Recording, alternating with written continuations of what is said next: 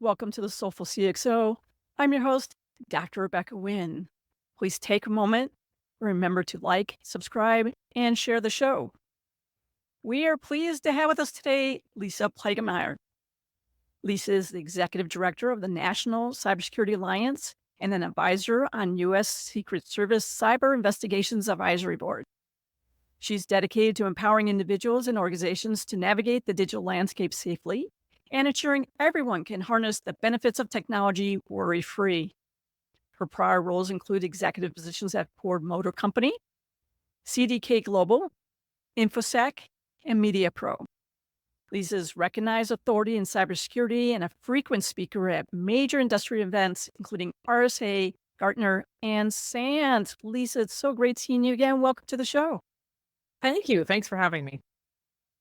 I have to start off and ask you, how in the world did you get from being in marketing to technology and then, doing all these great cyber security initiatives? Um, yeah, it wasn't exactly a straight line, but I don't think many of us have careers that are really. Um, yeah, I'm a people person and a communicator, and marketing just seemed like the best fit for me.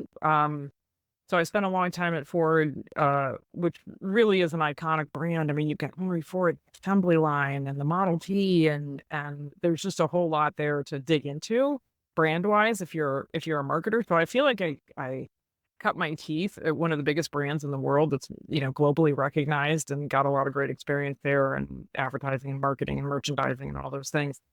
Then I took some time off to have kids, and when it was time to come back into the workforce, I found myself at a technology vendor, mainly to automotive retail, and it used to belong to ADP, the human capital management company, I think they call it now. It's the big payroll company that we all know and love because many of us have had pay statements that have that ADP logo on.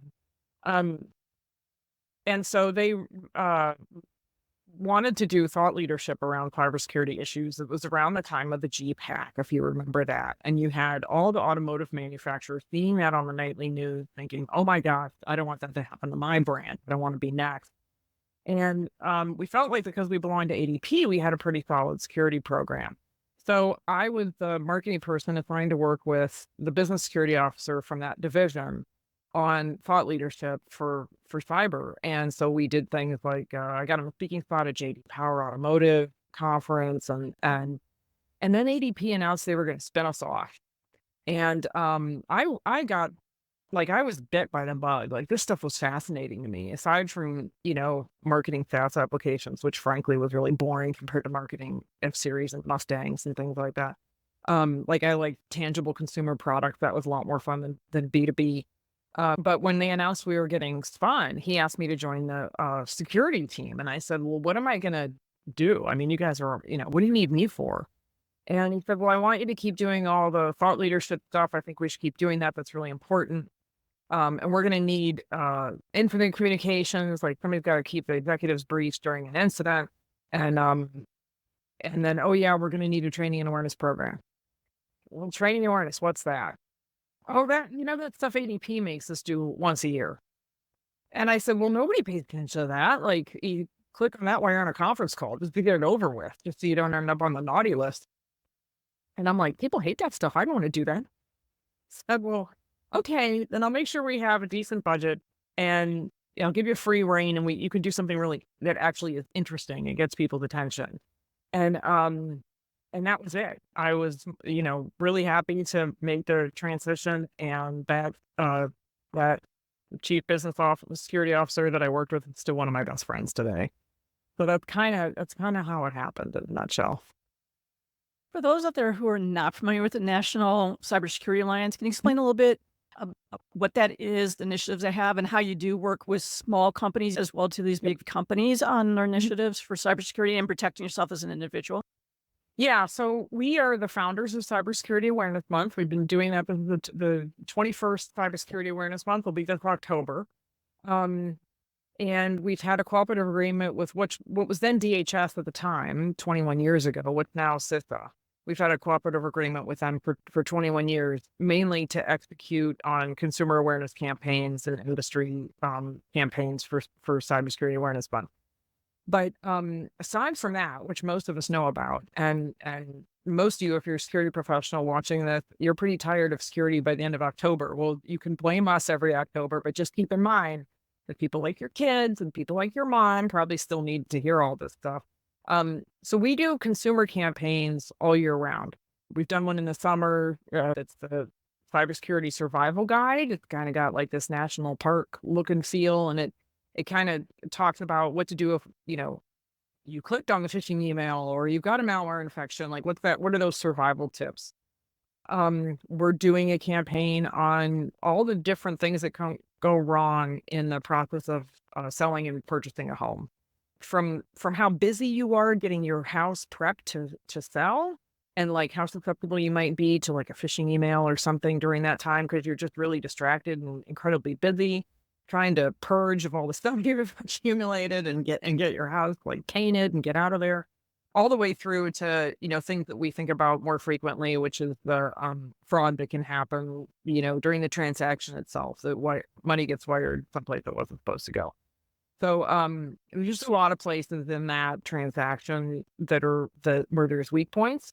So we've got consumer tips about that. We talk about safe holiday shopping at the holidays. We talk about usually romance scams and safe use of dating apps around Valentine's Day. Pick any kind of topic, whether you're giving your kids their first phone or you don't know how to use the parental control apps on devices and apps. Any topic you can think of that has to do with your average human interacting with technology. And really a lot of it is the same sort of 4 core behaviors that we preach, phishing and all kinds of social engineering, using MFA, having better password habits, which probably means using a password manager, and then just keeping everything up to date and patched. It's not so much about the advice being different for different demographics. It's about customizing the message for people from different walks of life and different age groups and employed, not employed, students, retirees, whatever it is. It's how you package that advice that makes it engaging for them.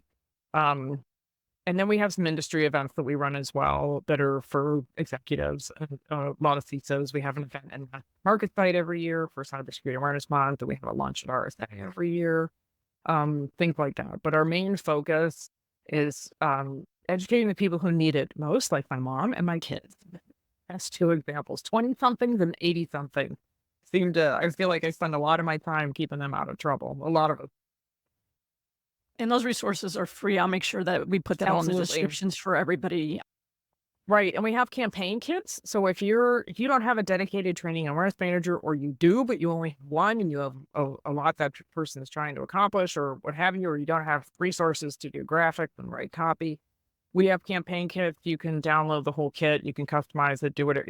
There's no trademark or copyright on anything. You can do whatever you want with all of it to make it fit your organization and push it out to your employees. So it just makes it a lot easier to run awareness campaigns. I should also mention we have a program to get more HBCU students into cybersecurity careers. We have a small business education program that aims to teach business owners how to manage cybersecurity as a part of their business, as opposed to we don't try to teach them to be technical. We teach them how to know what questions to ask their IT person or their MSP, how to manage that function, because they know what to say to their lawyer. They know how to talk to their accountant. They have no idea how to talk to their IT person. So that class is going on, and a couple other things in the works, a couple other programs.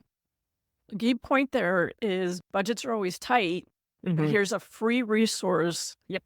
by people who are experts in the area to help you. And then if you don't see something that really is pertaining to you, write them so they can go ahead and see how they can help you. Or maybe that's something that's actually other people won't need it as well too, and then they can help get it developed.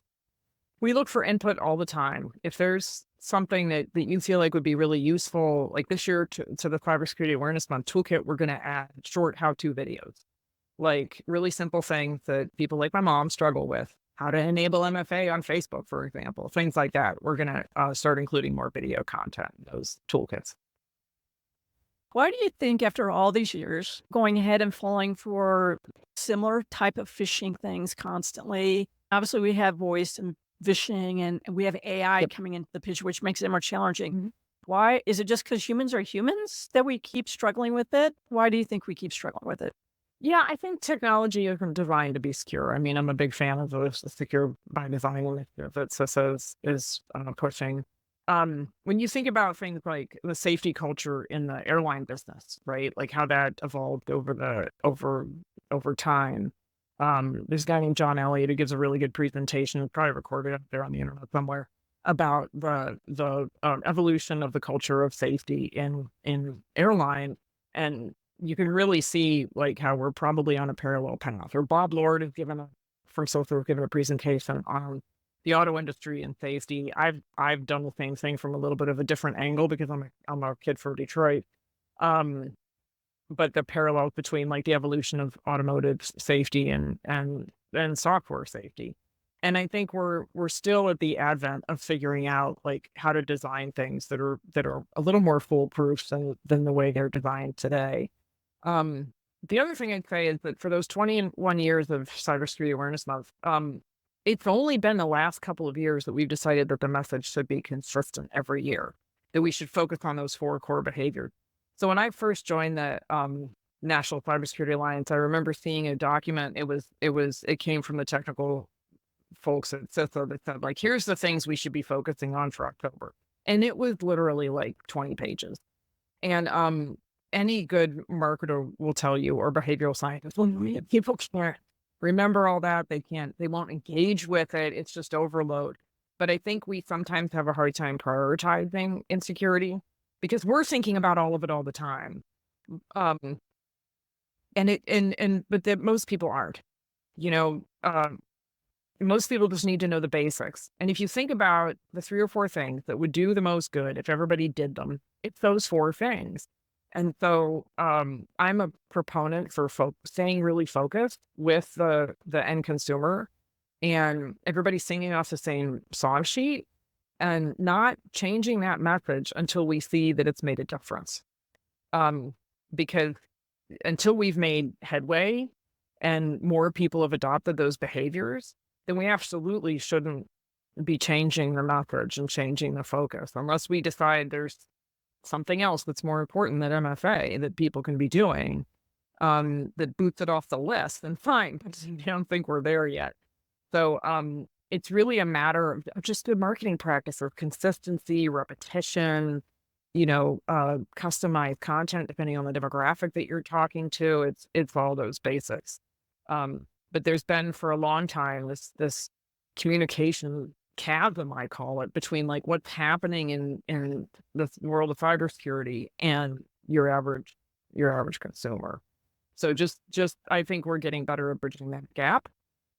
We just have to stay the course. Today, for a lot of CISOs, maybe CIOs, maybe CTOs, staying the course is really tough. We're getting pushed to have smaller staffs go quicker.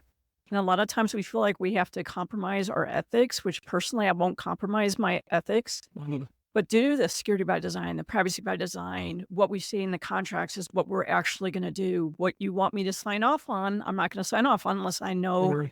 that that is exactly what we're doing. I'm not going to put my name on that bottom line. What do you recommend people do along those lines? I know that you just had a top talk at RSA about that, where that's on a lot of people's mind is what do we do? Yeah, I realized when I got into security, when I moved over from marketing, that your security team is really like sort of the barometer for the ethical health of the company, that you see so many things that nobody else sees. And it became really clear to me that if your personal values don't align with the values of the organization, then you're going to be in a really stressful position. And it was actually an executive coach that helped me really crystallize that for myself. Um, I mean, we live in a world where we see a lot of bad stuff going on all day, right? You think about, the folks you have that spend half their time in the dark web or trying to infiltrate um, organizations and I mean, they're seeing some of the worst of humanity because they're not just looking for like planned attacks on your organization. They're coming across human trafficking, weapon sales. Like there's just, it's the worst of humanity on the dark web. And so I think a lot of the folks that I've met in security have a lot more clarity around what's right and what's wrong, because we kind of do battle with a lot of evil stuff every day. And not everybody else in the organization has that exposure and sort of has that moral clarity on what's right and what's wrong. Um, and I did my share of trying to influence from within. Um, it could be something as simple as like an incident that's affected a customer and like, what do we tell a customer? And I remember a situation where I found somebody who I knew, like the most senior person that was responsible for that customer relationship. I'm like, if I tell this person about this, then they're going to make sure that we do the right thing and are really transparent with the customer. And so I did that so that she could tell the C-suite what we were going to do. So you can sort of do those, you have those situations where you can influence from within because you want to see the right thing. But at the end of the day, like if your values don't align, then you're probably giving yourself a lot. We already have enough stress in the world of cybersecurity, and that's an added stress that you probably don't need. Um, yeah, that's how I feel about that. I think, you can also approach it from a policy perspective. One of my early bosses said, like, that, whether or not you're going to pay ransom should be a policy decision that you make, not in the moment when your hair is on fire and the attack's already happened, but you make that as an ethical decision. Like, do we want to pay criminals? Do we want to fuel more cybercrime? Like, is that the kind of company that we are? Is this who we are as an organization? Because most people can look at that equation and say, nope. Like, that seems like people have clarity. I don't want to give money to criminals. But you can see what happens when that actually happens. The decisions that people are kind of, forced to make, unfortunately, because they're just looking for a way, they just got to stop the bleeding. And I think if you make it a policy decision, that or any other decision that you might have to make in the middle of an incident, like if you have policies that address some of those things in advance, then you can say like, well, okay, if we don't want to have to pay cyber criminals in a ransomware, then what do we need to do to be prepared? And maybe that helps you to get more budget or to have, more resources to justify what you have to do to make sure if that happens that you're not in a bad spot because you have this policy that says we're not going to do this. So therefore, this is what our preparedness needs to look like. We're probably partnered with sort of legal and HR in how much we are dealing with just right and wrong on a daily basis and all the ethical challenges. Yeah, I partner quite a bit with risk management if they have a risk management group. When we talked right there about were you paying cyber criminals or things like that, a lot of people, when they bring me in as an advisor, I immediately look at their contracts. I look at their cyber liability insurance if they have that, their private equity, for example, if they are funded, and what is those requirements. So before you get to writing a policy, you need to make sure you understand what the requirements of the upstream is, because one, you can find yourself in legal hot water very quickly for that. Or you might find out that they had requirements to report and you didn't think about it because you're downstream from them and causing a lot of chaos. Is that what you see too, where they don't think holistically? Nobody asked security to review that contract before it got signed. Yeah. I remember being with this CISO once when he got a phone call to review, I think it was a sale of a subsidiary, and they gave him like less than 24 hours to review the deal. Because nobody thought to talk to security before they divested themselves of that part of the company. Yeah. I mean, that's unfortunate. It's a lot of that is relationships too. Making sure that you have allies around the organization and people know who you are and what you do and what business value you bring. That you're not the department of no, that you want to work with them, that you're there to protect the organization from, unintended things happening. And I think the business security officer model, the more organizations I talk to that have that model, I've worked in a company with that model, like I think that really helps a lot to be more embedded with the business and keep track of things like that, like contracts. I'm always one of those hybrids because I have a big legal background. And one of the examples that I had is I came in after a merger and acquisition. I always tell people, let me review it before you do it. Mhm. Because things weren't adding up and I started looking at it and I found really their chief information security officer, all of the people that he had hired to do assessments of the company, he actually spun up LLCs underneath his own name. So Boy, he was signing himself off on every single thing. I think you have to have a decent insider threat program that means that somebody's watching the watchers. You could seen things kind of go sideways as well. It's just important to have transparency, as much transparency as you can possibly have. And then, yeah, somebody's got to watch the watchers. What do you recommend for people out there who might find themselves in an organization? You find out that you're with that company and maybe what you thought was their values Mhm. after you're there, the values aren't really lining up. And so you feel like you're compromising yourself to work there.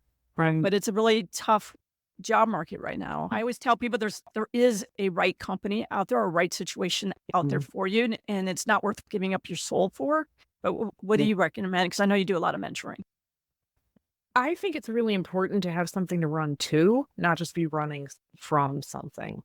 There a lot of us have a lot of reasons, that we would leave our employer tomorrow, right? There's things all of us don't like. Some of them are more soul crushing, and get to like sort of the core of who we are as people and our ethics, which way our compass points, like those things can be more stressful, mentally, than some of the other things we might not like about our employer. But I just really think it's important to have to know, not just know why you're leaving, because if you're in that kind of situation where you've contemplated leave, you know why you want to leave.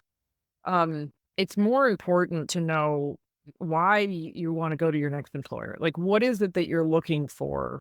And, do they have a mission that you align with? Do they have a people first culture? Do they have, servant leaders? That's really important to me, that I'm working for folks that don't have a lot of ego and have a lot of emotional intelligence. But I know that term gets thrown around a lot, but that I've seen that in action. I've seen organizations that know how to interview for that.